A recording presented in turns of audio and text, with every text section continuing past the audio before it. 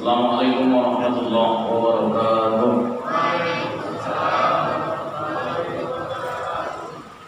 Alhamdulillah, alhamdulillahilladzi faddala bani Adam bil ilmi wal amal.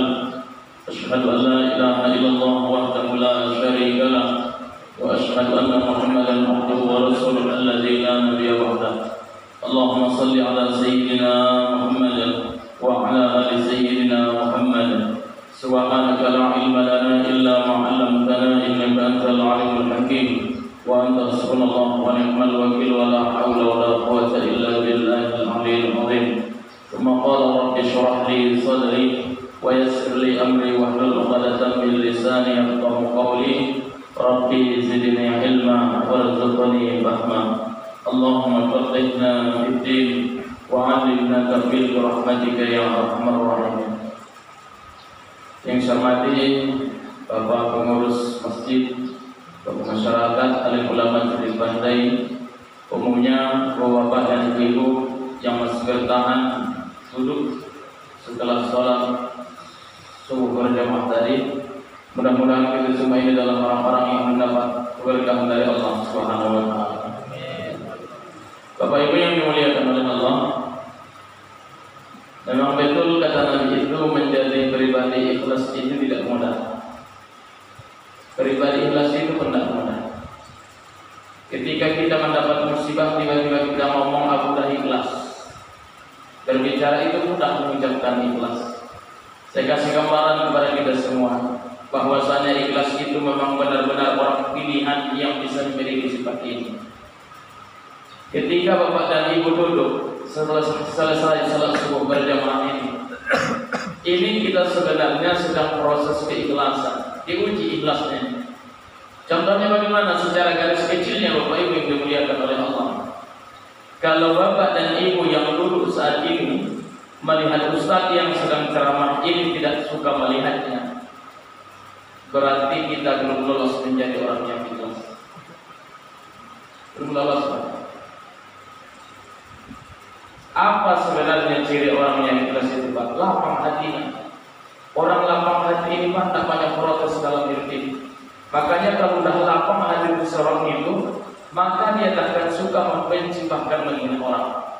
Kalau sudah lapang hati, maka sekasih gambaran Bapak dan Ibu, siapapun ustaz yang datang di sini, siapapun yang ngasih kajian di masjid ini, berkebetulan ustaz yang datang Bapak Anda suka melihat ustaz ini, ketika rasa tak suka itu muncul dalam hati kita, berarti kita belum lolos dalam keikhlasan. Jadi bagaimana ustaz? Siapapun yang datang ke masjid ini, suka tak suka melihat ustaz itu, paksakan hati itu harus tetap suka melihat ustaz. Paham, Bu? Bu? Oi. Astagfirullah, oh itu udah jawabnya Ustaz ini. Jadi begitu Bapak Ibu bisa muliakan. Jadi biar kita menjadi masuk dalam golongan orang-orang yang ikhlas Bapak Ibu yang dimuliakan oleh Allah. Apapun tantangan dalam kajian ini, mau benci, mau senang melihat Ustaz itu, paksakan harus tetap senang melihatnya. Insya Allah kita menikmati keikhlasan. Begitu juga saya Bapak Ibu yang dimuliakan oleh Allah. Kalau saya sedang berceramah seperti ini, ada jamaah saya tidur, ribut, berbicara, bahkan cuek mendengarkan tausiah itu, maka ustaz itu sebenarnya ia pun sedang diuji dengan keikhlasan. Bagaimana kalau ustaz itu melihat jamaahnya ada yang tidur, kemudian tidak mendengarkan tausiah dia, maka ustaz itu pun dalam hatinya dia pun harus tetap suka melihat orang ini. Tapi sebenarnya mau ditonjok juga kadang-kadang gitu. Kadang di mana ustaz ceramah di situ tidur, di mana ustaz ceramah di situ ributnya. Karena apa sebenarnya? Jamaah melihat ustaz diuji keikhlasannya, ustaz pun melihat jamaahnya akan diuji terus keikhlasannya. Pertanyaannya Bapak Ibu yang dimuliakan oleh Allah, pada dasarnya kita duduk saat sekarang ini sifatnya hanya satu, harus suka sama suka. Sepakat, Bu? Bu, masih hidup? Itu paling susah ceramah yang pada ada minum memang kan. Tadi panitia udah ngasih minum sebenarnya. saya mau minum tapi yang nanggung dosa dia kan gitu. Karena di Muhajirin semalam pun saya ceramah, kebetulan udah tengah nambah, suara sudah mulai serak. Inilah kurang enaknya kalau ceramah dalam yang dalam kopi. Tiba-tiba Pak datang panitia, disodorkannya aku di meja itu. Dia rupanya lupa hari ini memang waktu puasa, lupa dia. Makanya artinya apa? Kadang kita di dalam sebuah perbuatan itu pun kadang lupa. Waktu sholat pun sering lupa. Bahkan orang ada yang lupa siapa nama suaminya, lupa dia. Pergi dia ke kantor urusan, siapa nama suaminya? Tunggu dulu Pak, saya telepon dulu suami saya. Tidak tahu dia nama asli suami dia. Itu biasa dulu. Jadi Bapak Ibu yang dimuliakan oleh Allah, kajian kita di foto yang di-share oleh ketua kita itu kalau saya lihat jamaah ini tidak cocok bahan ini, akan saya ganti dengan bahan yang lain dan insya Allah ini akan lebih bermanfaat. Mana Pak Ketua? Mohon maaf. I'tikaf ini cepat nih sebenarnya. Kalau i'tikaf dan keutamaannya, i'tikaf itu murung aja di masjid, berkurung di masjid, beribadah sudah selesai, pun kita ceramah. Bisa? Keutamanya apa lagi? Nah itu dia di bulan Ramadan keutamaan i'tikaf itu luar biasa. Keutamaan i'tikaf di bulan Ramadan tidak didapatkan di bulan-bulan yang lain. Artinya beramal ibadah di bulan suci Ramadan dilipat gandakan. Itu kita sudah tahu, sudah paham. Tapi pada pagi hari ini Bapak Ibu yang dimuliakan oleh Allah, saya tidak menyampaikan ini, tapi ada kaitannya nanti. Kajian kita subuh hari ini Bapak Ibu yang dimuliakan oleh Allah, di dalam hadis sebuah Nabi Muhammad SAW di dalam kitab Mukhtarul Ahadits. Ternyata kata Nabi, hadis ini diriwayatkan oleh Imam Muslim. Setelah meninggal dunia ini, setelah kita meninggal dunia kata Nabi, ketika seseorang itu Allah pisahkan roh dengan jasadnya kata Nabi, maka kata Nabi Muhammad SAW, roh kita itu akan berteriak. Bapak Ibu yang dimuliakan oleh Allah, berteriak. Ibu-ibu yakin tak akan mati? Yakin atau tidak? Jawab. Yakin nak? Harus yakin kita akan mati, betul. Tapi kata Nabi, kalau kita besok sudah mati, ruh itu menjerit di hadapan Allah. Dua golongan yang berteriak kata Nabi, 1 dan 2. Pertanyaannya inilah yang kita bahas. Kita masuk yang pertama atau yang kedua nanti Bapak Ibu yang dimuliakan oleh Allah.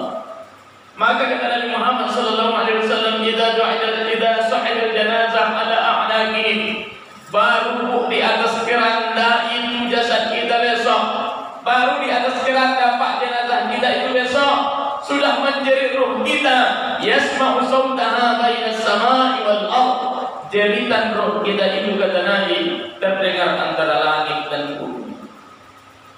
Subhanallah, Allah yang Maha. Apa katanya Bapak Ibu yang dimuliakan oleh Allah? Wa in kanat salihah, jika yang meninggal kata Nabi orangnya orang baik, bertetangga bersilaturahmi orangnya baik, memiliki ayah dan ibu, dia menjadi anak yang berbakti. Apapun dalam kehidupan ini yang dimuliakan oleh Allah, semua dosa yang dilarang oleh Allah ia jauhi dari hidupnya. Kalau meninggal orang ini kata Nabi besok, wa in kanat salihah, ketika dia meninggal besok, qalat berkata rohnya, qaddimuni, segerakan saya ya Allah, segerakan saya. Itu kalau kita mati lain. Sudah banyak Pak orang yang mati tak sanggup mengucapkan la ilaha illallah. Sudah banyak Pak di ruang ICU, sudah sekarat Bapak tuh, udah sekarat nenek tuh, udah sekarat kakek tuh, datang tunjuk ngajari, bilanglah la ilaha illallah. Itu jawabnya, tidak bisa Pak ngomong. Datang anak, Pak bilanglah la ilaha illallah, tetap mengamah mata. Karena apa? Kalimat yang diajarkan ini adalah bukan kalimat yang ia cintai masa hidupnya. Makanya Pak Imam tadi, astagfirullahaladzim, afdal zikri, afdal zikir, fa'lam ketahuilah, la ilaha illallah. Makanya Imam mengajak ikuti Bapak Ibu yang dimuliakan oleh Allah. Paham ya Bu? Masih hidup kan? Jangan lapar-lapar, pura-pura lapar. Saya pun lapar, kita sama puasa sebenarnya. Jadi Bapak Ibu yang dimuliakan oleh Allah, lihat apa tanda-tanda Pak kalau orang itu sudah husnul khatimah. Ini yang perlu tahu. Tanda-tanda seseorang itu Pak kalau dia meninggalnya husnul khatimah. Orangnya sudah meninggal hari ini, tapi kebaikannya terus dibicarakan orang di atas dunia. Tanda husnul khatimah. Meninggal kita Pak besok sudah di alam kubur, sudah ditanam, sudah menjadi tanah, tinggal bangkai tulang belulang di alam kubur sana. Tapi orang tak pernah bosan membicarakan kebaikan kita di atas dunia. Contohnya siapa? Nabi Muhammad sallallahu alaihi. Yang kita bicarakan ini adalah hasil dakwah beliau, kebaikan-kebaikan beliau yang disampaikan oleh para dai, para muballigh di mana-mana. Maka kita Bapak Ibu yang dimuliakan oleh Allah, sebelum kita mati, ukirlah kebaikan itu. Kalau kita besok meninggal dunia, kebaikan kita yang dikenal orang. Kalau sudah kebaikan kita dikenal orang, maka orang pun akan ringan lidahnya mendoakan kita. Karena harapan terakhir Bapak Ibu yang dimuliakan oleh Allah tiga. Meninggal kita besok, harapan terakhir satu sedekah yang pernah terjatuh fisabilillah di jalan Allah. Yang kedua, harapan terakhir adalah itulah anak yang soleh yang mendoakan kita. Harapan yang terakhir yang ketiga adalah itulah ilmu yang bermanfaat yang kita ajarkan. Pertanyaannya Bapak Ibu yang dimuliakan oleh Allah hari ini, saya tanya kita yang hadir hari ini, kalau kita Bapak Ibu yang dimuliakan oleh Allah sudah melewati umur 50 tahun, lihatlah di antara anak-anak kita hari ini, sudah adakah di antara anak-anak kita kalau meninggal kita nanti yang siap melakukan fardu kifayah jenazah kita? Kalau belum ada Bapak Ibu yang dimuliakan oleh Allah, makanya jangan bermusuhan dengan orang-orang baik di atas dunia ini. Jangan musuhi ustaz, jangan musuhi Pak Imam, jangan musuhi para ulama. Karena apa Bapak Ibu yang dimuliakan oleh Allah? Sungguh banyak orang yang mati hari ini digambarkan dalam Al-Quran. Mereka meminta kepada Allah agar dikembalikan hidup di atas dunia kembali. Rabbana absarna wa sami'na farji'na na'mal salihan inna muqinun. Ya Allah, kami telah melihat, kami telah mendengar ya Allah bagaimana keadaan di alam kubur, di alam barzakh. Farji'na na'mal salihan. Kembalikan kami Allah di atas dunia, kami ingin beramal baik. Tapi permintaan ini Bapak Ibu yang dimuliakan oleh Allah, mustahil Allah takkan mengabulkan permintaan ini. Kapan ini terjadi? Setelah kita terbeliau kaku di liang kubur. Sebelum ke sana kita Bapak Ibu yang dimuliakan oleh Allah, mari kita perbanyak amal di masa-masa seperti ini. Kita lihat Bapak Ibu yang dimuliakan oleh Allah. Semalam ada yang meninggal di hotel. Meninggal di hotel. Anaknya 5, tapi dia meninggal di hotel, malamnya di zina. Belum sempat mandi wajib bapak, belum sempat. Begitulah cara dia kembali kepada Allah Subhanahu wa taala. Menanggung dosa besar, kembali kepada Allah. Datang malaikat Israil, balik katanya, balik. Belum sempat mandi wajib. Kemudian sebelumnya melakukan dosa besar, kembali kepada Allah seperti itu. Siapa Bapak Ibu yang dimuliakan oleh Allah yang akan bisa menjamin dia akan selamat dari panasnya siksanya yang ada di alam kubur? Mudah-mudahan kita meninggal semua dalam keadaan baik, insya Allah. Amin. Meninggal di tempat yang baik. Tapi jangan hari ini Bapak Ibu yang dimuliakan oleh Allah. Saya pun tidak bisa nanti balik pulang kan gitu. Jadi Bapak Ibu yang dimuliakan oleh Allah, lihat. Kata Nabi Muhammad SAW dalam sebuah hadis, ada nanti Bapak Ibu yang dimuliakan oleh Allah, dia meninggal, sholatnya Allah terima, sedekahnya Allah terima, kemudian silaturahminya baik, hafalannya banyak, sholat dia jaga. Tapi setelah ditimbang amal ibadahnya Bapak Ibu yang dimuliakan oleh Allah, dia amal ibadahnya lebih berat ketimbang maksiat. Kemudian dia ditentukan masuk ke dalam surga Allah Subhanahu wa taala. Tapi kata Nabi, ada penghuni surga itu besok tapi tak bisa masuk ke dalam surga. Paham tak? Ada penghuni surga sudah dijamin masuk ke dalam surga, tapi tidak bisa masuk ke dalam surga ini. Ibarat kita ada orang bertetangga dengan masjid, bertahun-tahun masjid di depan rumah dia, tidak pernah sholat berjamaah di masjid ini. Dia satu halaman dengan masjid, bertetangga dengan masjid, berhadap-hadapan, corong mik pun di hadapan rumahnya, tapi tidak pernah datang ke sini. Ada orang seperti itu, ada. Maka yang kedua Bapak Ibu bisa melihat, lihat, kalau ayah mak kita dulu meninggal dunia, ada tidak acara pelepasan di depan rumah itu? Ada tidak Pak? Ada. Maka dibentangkanlah keranda di depan rumah kita itu besok. Itu tempat siapa Ustaz? Tempat kita yang hadir subuh ini. Siapa yang akan masuk di dalamnya? Kita yang dulu sekarang. Apakah semua ini akan masuk di atasnya? Akan masuk. Pertanyaannya, lihat Bapak Ibu sekalian. Ketika besok keranda itu sudah di depan rumah, maka tokoh masyarakat itu selalu memberikan sambutan biasanya. Ini Pak Ketua Masjid jangan dihilangkan, tetap pertahankan yang satu ini. Tapi ketika ini terjadi, 3 hal yang harus disampaikan. 3 hal saja. Kalau ada orang meninggal dunia, maka sampaikan di depan rumahnya 3 hal. 1, ada jamaah itu mengakui orang yang mati ini adalah orang yang beriman kepada Allah Subhanahu wa taala. Diajak jamaah itu, apakah ini orang beriman? Beriman, kata orang yang datang. Apakah ini orang Islam? Islam, kata orang yang datang. Maka siapa yang menyaksikan jenazah itu orang beriman, orang yang Islam, maka insya Allah selamat tauhidnya kalau semua orang mengakui dia adalah orang yang beriman kepada Allah. Yang kedua, datang lagi tokoh masyarakat itu ngomong, seandainya bapak dan ibu sepeninggal almarhum ini, si kelakuannya, perbuatannya pernah menyakiti kita bersama, apakah dimaafkan? Maaf. Ini yang kedua, tugas kita meminta maafkan kesalahan sejenazah kepada orang lain.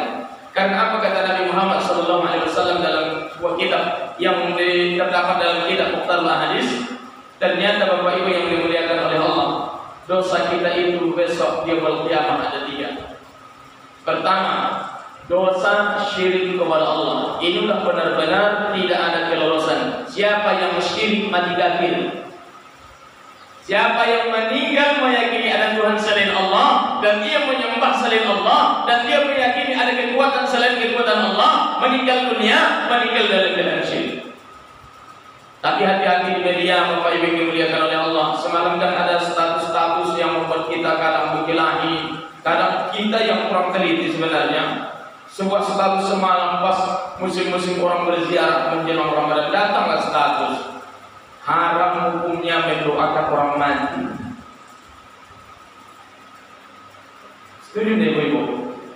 Bu, kadang mulai kita berkelahi ini.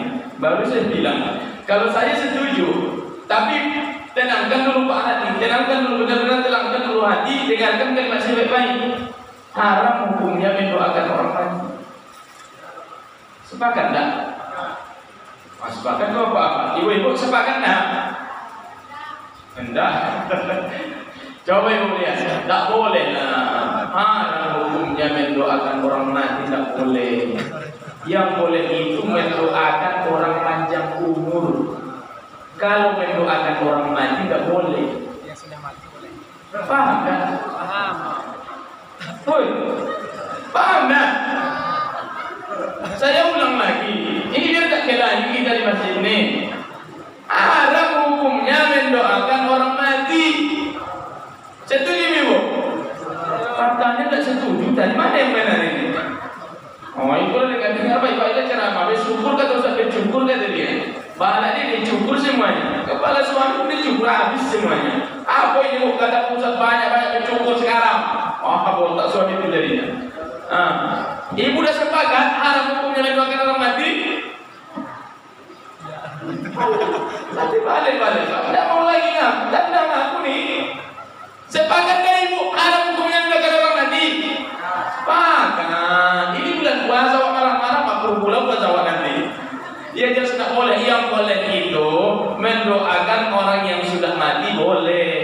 Tapi kalau mendoakan orang mati tidak boleh. Nah, paham ya Bu? Nanti dibilang pula Ustaz-Ustaz Wahabi gitu.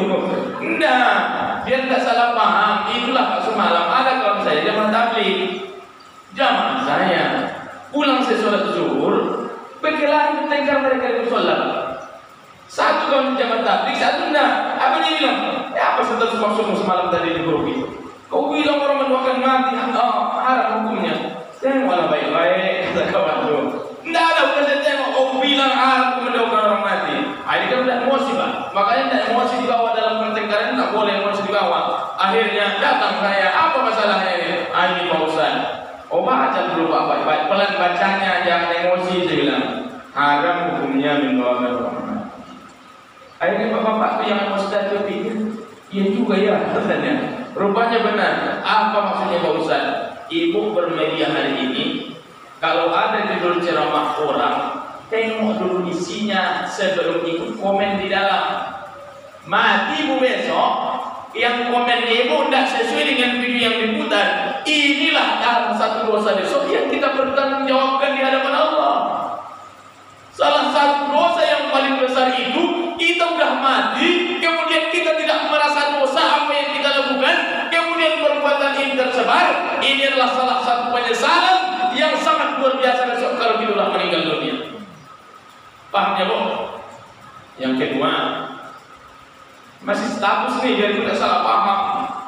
Semalam juga haram hukumnya orang berziarah di kubur. Sepakat enggak?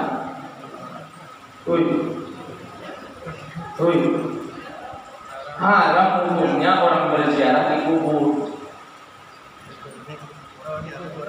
Paham kan? Ibu sepakat atau tidak nih? Jangan pura-pura lemas, saya pun lemas di puasa ini. Ibu sepakat enggak orang berziarah? Haram hukumnya orang berziarah di kubur. Sepakat atau tidak nih? Sepakat. Ibu-ibu dulu. Ibu-ibu sepakat nah? Susah nih Pak meyakinkan perempuan yang berat timbul nih. Jangan bawa emosi, lapar kita nih. Berarti ibu sepakat atau tidak? Sepakat. Ya kita bahas. Ya jelas Bu, haram hukumnya orang berziarah di kubur. Masa orang berziarah kita kuburkan mati dia nanti? Paham? Nah, ya Allah banyak kali lah nangkap nih. Memang ini masalah bahasa. Jadi kesimpulannya Pak Ustaz, boleh hukumnya berziarah. Yang tak boleh itu orang berziarah kita kubur, tak boleh. Tak masuknya kalau astagfirullah. Masih bingung Pak ini. Ustaz dari mana ini yang ceramah? Paham lah Bu ya? Maksud saya itu, kalau ada status orang di media hari ini, kalau ibu mau komen, lihat dulu baik-baik. Jangan sampai ibu komen tidak sesuai yang lihat di atas, akhirnya mati ibu. Itu menjadi dosa kalau salah ibu menulis kalimatnya. Paham ya Bu? Maka Bapak Ibu semuliakan hati-hati aja. Ini saya salah satu orang yang menolak Pak. Ini tidak ada pula sini pemuda-pemuda yang tegar dalam agama. Saya salah satu orang semalam melebar video itu.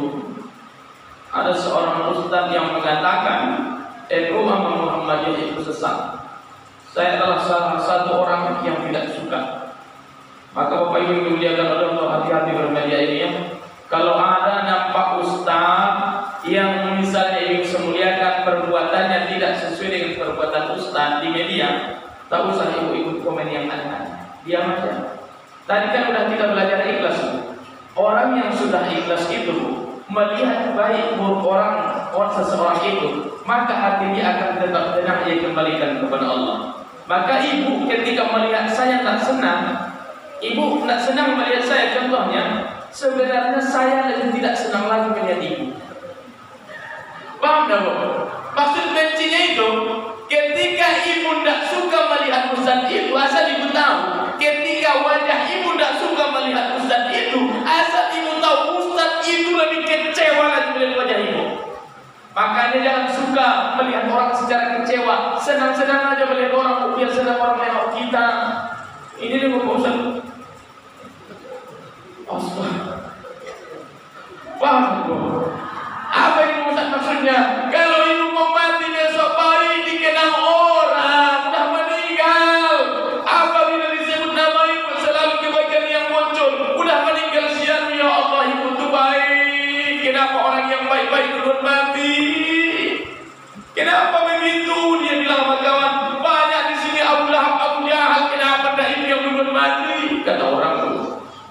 Karena kita mau itu nanti seorang bu, kalau ibu baik meninggal dunia besok, ibu baik menangis semua orang. Jangan sampai diumumkan di masjid ini, innalillahi wa inna ilaihi raji'un, telah meninggal dunia Pak Herman. Ada Pak Herman di sini? Hah? Ada? Oh, udah pergi. Alhamdulillah Pak. Contoh, pasti sebut nama kita karena itu sunnah Nabi. Kalau ada orang meninggal dunia, cepat dikabarkan. Itu pun hanya Pak diumumkan di masjid. Diberitahukan kalau dia sudah meninggal dunia, itu sunnahnya. Maka cepat meninggal jam 7, umumkan langsung di masjid. Innalillahi wa inna ilaihi raji'un, telah meninggal dunia. Apa yang sebelah kanan datang ngomong? Ya Allah, sudah meninggal Pak. Itu kan donatur masjid. Ya Allah, lapangkan ya Allah kuburnya itu. Kalau orang baik yang meninggal itu sudah meninggal siang datang dari masjid, meninggal tetangga yang sebelah sana. Ya Allah, sudah meninggal yang selalu membantu kami selama ini. Ampuni Allah dosanya, itu dapat doa. Kalau kita meninggal dunia Pak, kalau akhlaknya tak baik, innalillahi wa inna ilaihi raji'un, dalam meninggal siang bin siang diumumkan ketua. Kemudian orangnya ini memang luar biasa, model Fir'aun sifatnya di daerah ini. Apa kata orang? Alhamdulillah ya Allah, Abu Jahal berkurang satu dua ini. Tidak lupa Pak, orang mendoakan kita kalau kita tak baik selama hidup. Paham tak Bu? Akhirnya Bapak Ibu yang dimuliakan oleh Allah, kita lihat tadi siapakah penghuni surga yang tadi tapi tak masuk bisa masuk ke dalam surga. Kita lihat. Ternyata kata Nabi Muhammad SAW, Bapak Ibu yang dimuliakan oleh Allah, sekalipun hajinya mabrur, umrohnya mabrur, dia hafal Al-Quran, taat sama orang tua, adil memiliki istri, kemudian dia didik anak-anaknya menjadi penghafal Al-Quran, meninggal dia husnul khatimah, tempatnya masuk ke dalam surga. Tapi kalau dia bermasalah dengan yang satu ini, kata Nabi, sekalipun penghuni surga orangnya tak bisa masuk ke dalam surga. Siapakah itu Pak Ustaz? Itulah orang yang mati, hutangnya belum selesai. Hutang Pak. Kenapa ibu-ibu lagi mukanya bilang hutang? Hah? Banyak hutang ya? Ya tak usah, kalau banyak hutang tak usah ngasih tahu sama saya. Tak ada hubungannya nanti Bu. Ibu boleh sedih-sedih nengok saya lebih susah lagi nanti nengok ibu. Kita lihat hadisnya ya. Ini tidak dikarang-karang. Kata Nabi dalam sebuah hadis, Inna rajulan ja'a ila Nabi sallallahu alaihi wasallam. Datang seorang laki-laki berjumpa dengan Nabi kita. Apa kata laki-laki yang tadi? Ya Rasulullah, mali in qutiltu fi sabilillah. Kalau aku mati ya Rasulullah, apa bagiku kalau aku mati syahid fi sabilillah? Coba bayangkan, berjihad di jalan Allah, kemudian dia mati di medan peperangan. Kalau aku mati ya Rasul untuk membela agama ini, apa bagiku ya Rasulullah? Kata sahabat ini. Apa kata Nabi? Lakal jannah, bagimu surga. Subhanallah. Kemudian malam mawallahu bulan, laki-laki yang tadi Bapak Ibu yang dimuliakan oleh Allah berbalik arah meninggalkan Nabi. Kata para sahabat, Nabi masih melanjutkan hadisnya, illa dain, kecuali laki-laki yang tadi yang bertanya itu, kalau dia mati meninggalkan hutang, tak berhak dia sekalipun mati dalam pertempuran berjihad, tak berhak dia masuk ke dalam surga, akan terhalang oleh hutangnya. La haula wala quwwata illa billahil aliyil azim. Dan lihat, ra'aitu sahibakum mahbusan ala babil jannah. Duhai para sahabatku, ada yang aku lihat di antara kalian esok hari tertahan langkahnya di depan pintu surga. Manhum ya Rasulullah? Siapakah orang ini ya Rasul? Kata para sahabat, mereka yang mati hutang belum diselesaikan. Makanya tidak usah banyak-banyak hutang. Panci kuali kredit sekarang. Bocor kuali belum lulus juga kreditnya. Mati kita Pak, besok lihat. Ada tidak setanya dulu Bapak dan Ibu, meninggal dulu ayah mak kita, disampaikan tokoh masyarakat tak di depan rumah perkara hutang, disampaikan. Tuh lihat kalimatnya. Beda dengan tiga tadi yang disampaikan kalau ada acara pelepasan Pak, tiga. Yang terakhir ini beda kalimatnya. Seandainya jenazah ini memiliki masalah hutang piutang kepada Bapak dan Ibu yang hadir hari ini, tolong dihukumi ahli warisnya. Tuh, tidak diminta maafkan. Ternyata mau hidup mau mati orang yang berhutang itu wajib dibayar. Siapa yang melanjutkan hutangnya? Anaknya untuk melunasi. Paham ya, Bu? Walaupun ibu la ilaha illallah, la ilaha illallah, la ilaha illallah mulai subuh sampai maghrib ibu di masjid ini berzikir terus siang dan malam, menghatamkan Al-Quran berkali-kali, hormat sama suami, mendidik anak dengan sebaik-baiknya, kemudian meninggal dunia membawa hutang, amal yang tadi memasukkan kita ke dalam surga. Namun kalau hutang ini masih ada, maka kita tidak berhak masuk ke dalam surga. Hati-hati. Ya. Bu, mau berhutang? Tidak, jangan jauh-jauh. Selama bisa jangan berhutang. Akhirnya, Bapak Ibu yang dimuliakan oleh Allah, maka Bapak Ibu yang dimuliakan, kalau kita itu mati besok, saking tak bolehnya menyakiti jenazah, itu tidak boleh membersihkan jenazah Pak dengan alat-alat yang kasar. Ada bros untuk bersihkan kukunya, itu dihindari, tidak boleh. Hanya boleh dipergunakan adalah yaitu kain yang lembut. Biasa kita gunakan sisa-sisa dari kain kafan. Ini telinga dibersihkan, makanya sungguh berat Pak tanggung jawab orang yang mengurusi jenazah. Bagi saya itu, mereka itu pahlawan di tengah-tengah warga Pak. Bagi saya. Kenapa? Satu, tugas dia adalah yang pertama, dia akan memegang kotoran orang yang tak pernah membesarkan dirinya.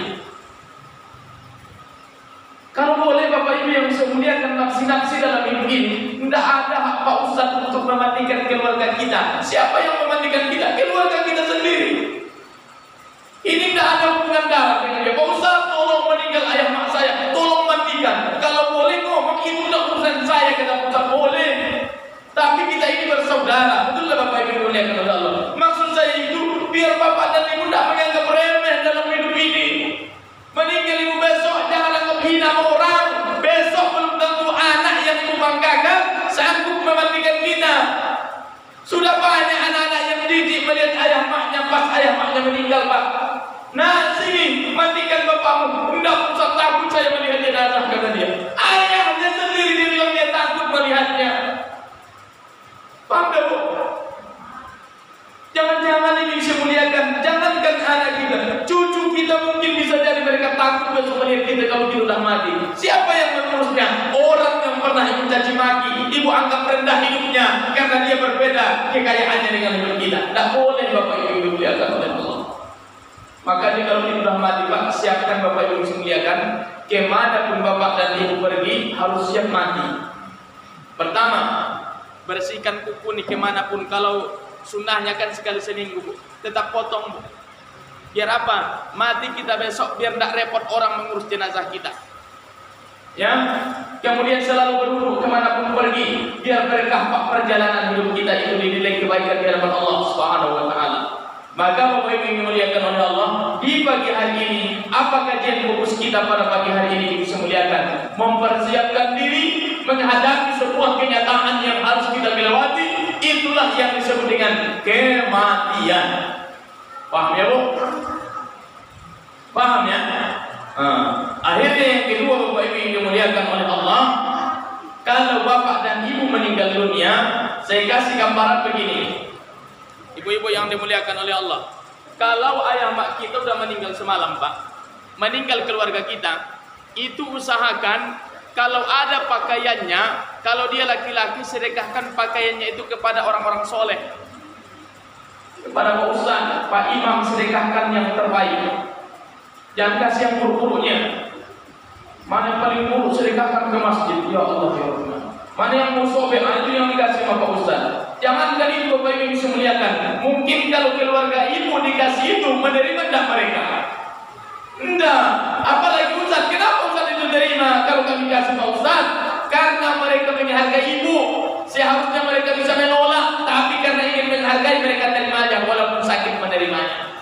Makanya Bapak Ibu yang dimuliakan oleh Allah, kalau meninggal ayah mak kita, sedekahkanlah apa yang dia tinggalkan, berikan kepada orang-orang soleh. Karena apa Bapak dimuliakan oleh Allah. Kalau bapak berikan pakaian peninggalan ayah mak kita kepada orang-orang baik, maka mereka meninggal dunia. Setiap orang baik yang memakai pakaian yang kita sedekahkan mengalir doa ke makam ayah dan ibu yang telah meninggal dunia. Paham ya Pak? Contohnya ini Pak. Ini mohon maaf, dengarkan baik-baik Pak. Ini serban ini udah 4 tahun umurnya Pak. Udah 4 tahun umurnya.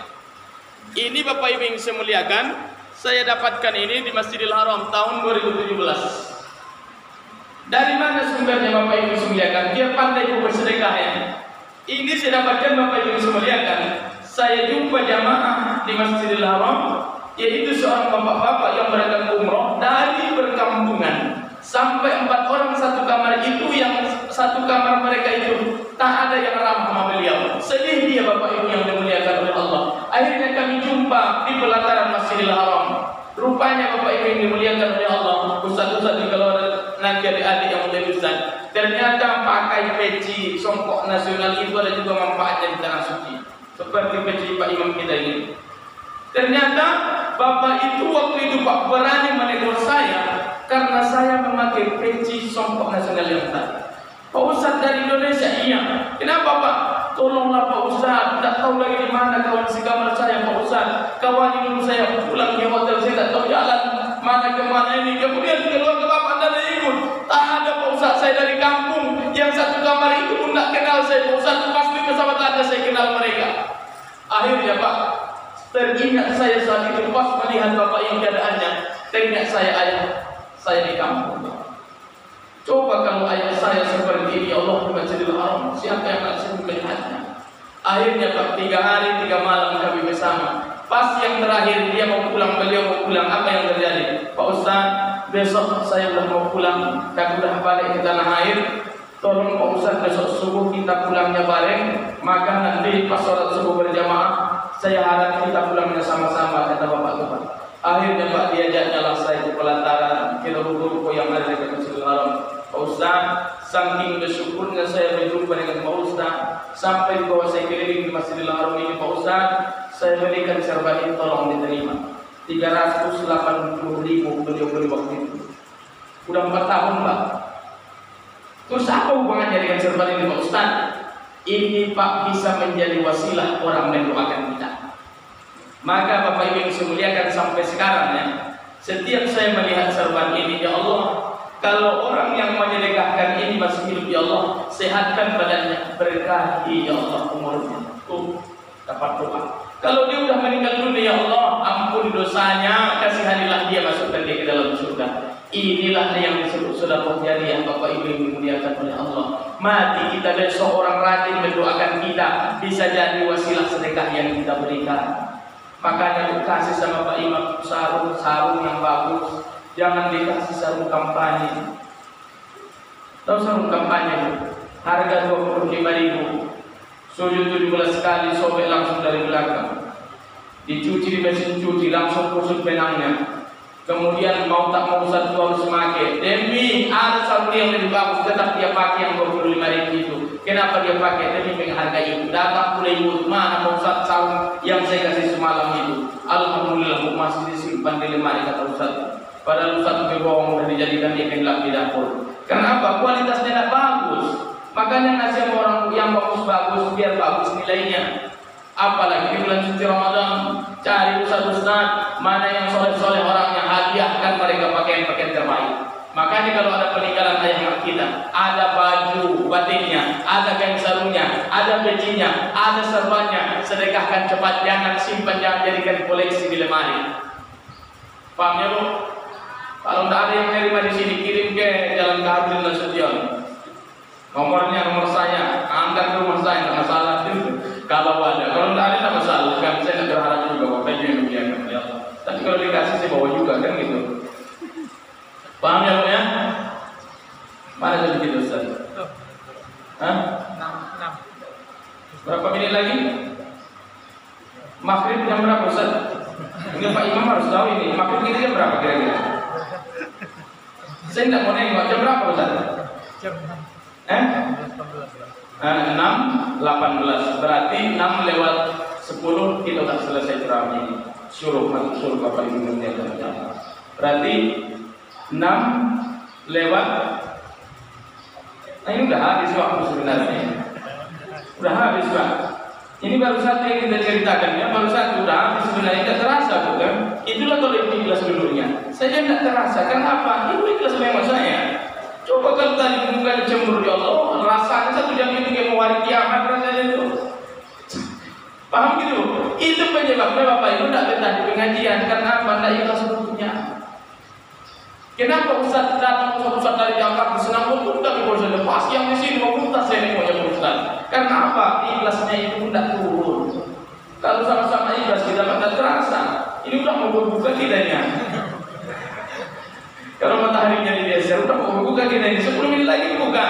Jadi Bapak Ibu yang dimuliakan oleh Allah, sebagai penutup mungkin saya sampaikan yang satu lagi. Mungkin di lain waktu. Itu pun kalau ada waktu ya. Kalau tidak ada waktu, sudah selesai Bapak Ibu semuliakan. Jadi sebagai penutup, Bapak Ibu semuliakan, kita sudah mau syuruk.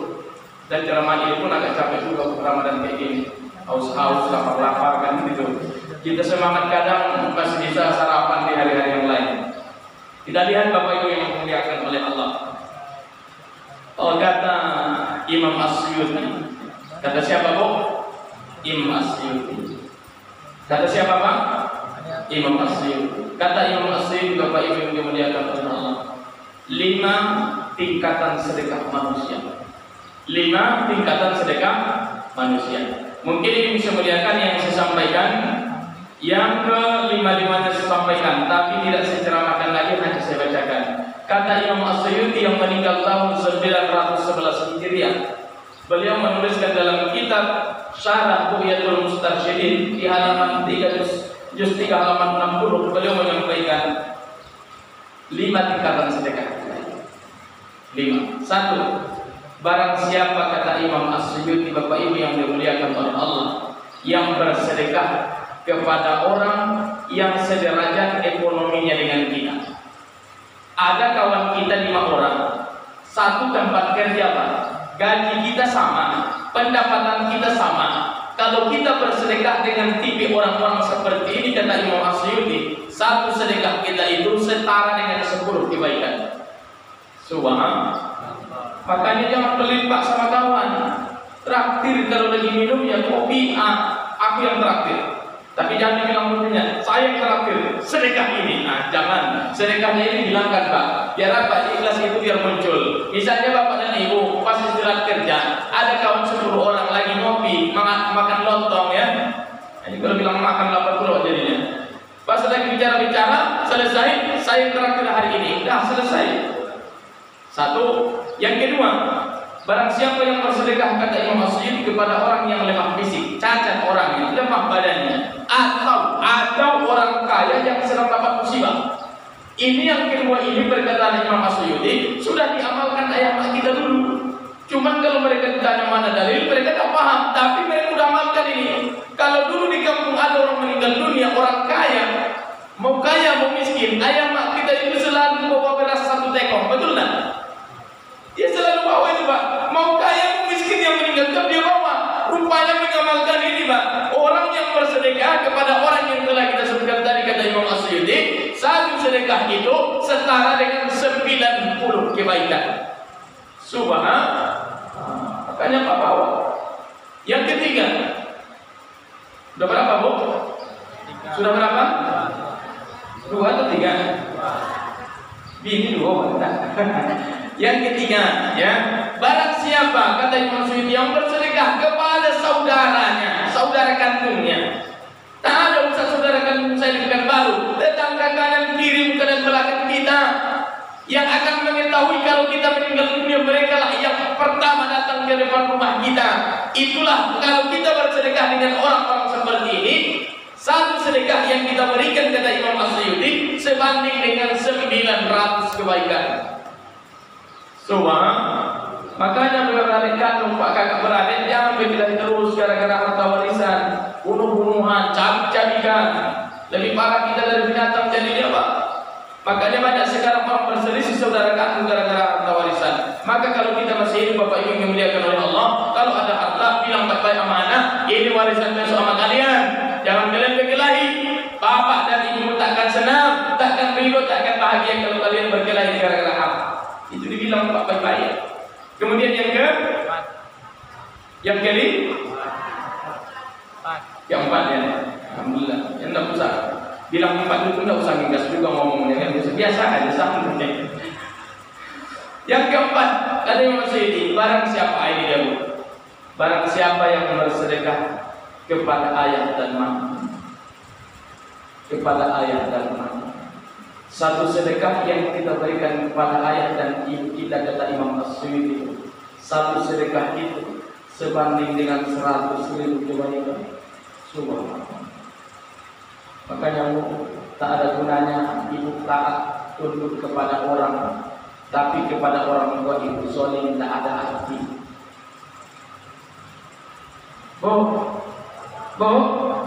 Sudah habis waktu kita. Yang terakhir, saya tidak panjang. Sebenarnya panjang masalah orang tua ini di lain waktu. Itu pun kalau saya dibilang banyak ya. Tidak saya bahas orang tua. Yang terakhir, kata Imam Mas'ud, barang siapa yang bersedekah kepada ulama, ternyata di atas orang tua itu masih ada tingkatannya. Siapa yang bersedekah kepada ulama, kata Imam As-Suyuti, satu sedekah yang kita berikan sebanding dengan 900.000 kebaikan. Subhanallah. Kenapa lebih tinggi levelnya ulama ketimbang ayah dan mak kita? Karena tidak semua orang tua bisa menjadi guru bagi anak-anaknya. Betul? Kalau sudah sanggup ayah dan maknya mendidik anaknya menjadi orang yang baik, maka takkan ada yang berdiri dunia sekolah-sekolah pendidikan di atas dunia ini. Kalau sudah bisa ayah dan mak menjadi guru bagi anak-anaknya. Kalau masih ada sekolah berdiri sampai hari ini, itu tanda orang tua belum sanggup menjadi guru yang terbaik bagi anak-anaknya. Makanya Bapak Ibu yang dimuliakan oleh Allah, banyak-banyak bersedekah dengan ulama. Siapa itu Ustaz ulama? Orang soleh. Siapa itu orang soleh? Orang-orang yang mengajak orang ke tempat hal-hal yang baik. Saya kasih sebagai penutup Bapak Ibu yang dimuliakan oleh Allah. Pak Ustaz, di mana saya bersedekah sama ulama? Ulama itu rumahnya besar, mobilnya banyak, tanahnya di mana-mana, istrinya 4. Saya Pak Ustaz pas-pasan mau bersedekah juga sama dia. Takut nanti dikira dia awak mengejek. Saya kasih tahu caranya. Mau enggak? Bersedekah sama ulama itu caranya gimana? Kalau jumpa besok sama Pak Ustaz atau ulama di rumah makan, bayar makan Ustaz. Paham? Bayar. Caranya gimana? Caranya gini. Ini masih lihat Ustaz. Saya mau ngasih nomor rumah makan. Tak usah lah. Nanti tak usah nomor rumah makan ya. Kalau ibu jumpa di rumah makan, ini cara bersedekah sama ulama ya. Tiba-tiba Ustaz di sudut sana, itu Ustaz yang semalam kayaknya Pak. Apa yang makannya itu? Bagi kasih lebih baik. Pak kasih, Ustaz yang makan di sudut itu kan yang bayarin. Iya Pak, kata Pak kasir. Akhirnya kalau Bapak dan Ibu sudah bayar makan ulama itu, jangan dipanggil lagi Ustaznya. Pak Ustaz, makanya udah saya bayarkan itu sedekah saya. Ujungnya itu kan gitu-gitu udah kenyang gitu Pak. Kadang memang ada ucapan itu baik, tapi tidak pada tempatnya. Itu baik sebenarnya Pak, itu sedekah saya baik. Tapi kalau di depan umum malu kita rasanya Pak. Bukan kalau itu salah, tempatnya kurang pas. Pahamnya Bu? Nah itu caranya. Kenapa lihat Bu? Di mana Ibu mendapat keberkahannya? Pas Bapak dan Ibu pergi, jangan dikasih tahu lagi Pak Ustaz. Biarlah wa kafa billahi syahid. Allah jadi saksi. Maka nanti Ustaz datang. Pak, berapa makan saya? Tadi Pak Ustaz sudah ada yang bayar. Siapa? Nak kenal saya Pak Ustaz. Pokoknya sudah dibayar dia bukan Pak Ustaz. Ustaz itu kalau dia orang baik, orang yang soleh, apa dia bilang? Ya Allah, lapangkan rezeki orang yang telah membayar makan ini. Tuh dapat doa dari orang-orang soleh. Mungkin ini disediakan ini disampaikan. Kalau ada kesalahan dan kekurangan, saya mohon maaf. Tapi Pak Ketua ibu-ibu ini saya semangat. Tidak ada yang tidur alhamdulillah. Saya kasih pantun untuk ibu-ibu ini untuk tanda terima kasih saya. Mau ibu-ibu? Kalau saya kasih nanti minum batal puasa ibu, saya kasih nasi bungkus batal lagi puasa ibu. Maka pantunlah yang saya kasih tanda terima kasih saya. Tanda terima kasih saya. Mak lampir naik sepeda. Oh jangan ketawa Bu. Biasa aja ini hadiah loh. Mana ngejek Ustaz ulama loh. Mak lampir naik sepeda. Sepedanya jatuh ke dalam sumur. Jangan pandang Ustaznya lama-lama, nanti malam tak bisa tidur. Nggak ada cantik, saya nggak ada lagi. Udah kelas-kelas kakak, putih bangsa harapan sebenarnya. Gratis pun nggak mau bawa lagi sebenarnya. Tapi untuk menghibur jadilah kan gitu. Saya kasih pantun untuk kita semua, kasih ayah sepanjang jalan, kasih ibu sepanjang jalan. Memang betul Bu, ayah dan ibu tak pernah sama perbandingannya. Memang betul-betul ibu yang juara masalah kebaikan. Maka jangan banyak selingkuh, jaga baik-baik. Ini udah saya didikan ibu-ibu nih, kasih ayah sepanjang jalan, kasih ibu sepanjang jalan. Kalau ada kata-kata saya yang salah, saya mohon dimaafkan. Maaf Bu, tak maaf pun tidak apa-apa, buat saya tidak kenal ibu sebenarnya. Yang ketiga Bapak Ibu yang saya muliakan, pantun yang ketiga, kalau ada sumber di ladang, bolehlah kita pak menumpang mandi. Ya, kalau ceramah ini terasa kurang, undang sekali lagi. Tak diundang pun saya tak berharap ada orang yang mengundang saya. Sombong kali Pak Ustaz, hendak mengingatkan aja kan gitu. Tapi yang jelas Bapak Ibu yang saya muliakan, saya hanya ingin menyampaikan ceramah kita itu tadi masih belum selesai. Baru orang bayi itu mati, kata Nabi, khotimah ingin disegerakan dikuburkan. Yang kedua itu bagaimana nasibnya Pak Ustaz? Tunggu kehadiran saya di hari-hari berikutnya. Dengan syarat ini juga orangnya, jangan ditambah ya. Bapak Ibu yang dimuliakan oleh Allah, sudah masuk ke syuruk, kita sholat 2 rakaat. Kalau mau bubar, bagi yang ngopi haram hukumnya ya. Tidak boleh minum. Ini bulan puasa ini Pak. Baiklah cara otak normal lah sedikit. Jadi kalau dibilang haram, udah kejam mata di sini Bapak Ibu yang dimuliakan. Assalamualaikum warahmatullahi wabarakatuh.